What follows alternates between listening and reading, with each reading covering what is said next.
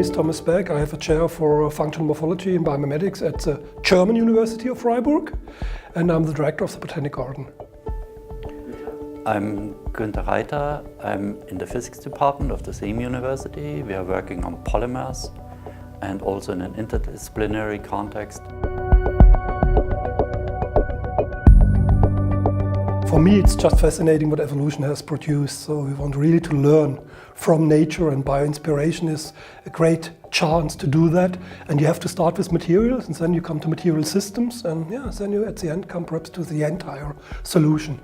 Yeah, and if you're looking at the same problems from the physics point of view, then you're realizing that in physics you can still learn a lot from nature, in particular when it comes to situations where energy is invested. Like in nature, you're all eating in order to survive. And for that, physics has not yet developed the right tools to describe these kind of situations out of equilibrium. Yeah, we have, for example, looked at different fruits and tree barks for energy dissipation. So a lot of fruits survive drops from relatively high levels from the trees without splitting open. So we looked at the pomelo and we developed new kind of foams which are used now in helmets, protecting helmets and other protection gears.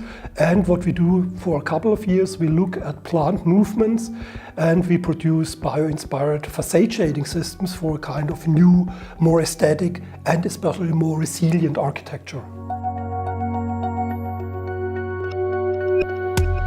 I think it's even more than just natural, it's a requirement. Because if you want to understand whatever you see around you, then you have to understand how nature is doing it. And learning from nature is helping you to develop then the concepts which the biologists will eventually use. So I think it's not something which is forced, but something which is a must. And I think there is another aspect which is often overlooked. You think there is a technical world, there's a biological world, but they share the same physical chemical environment.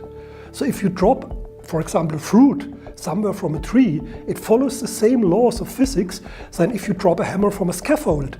There is a lot of basic similarities, you have just to grab them and to translate them. And this is what I think both of us are absolutely fascinated about it.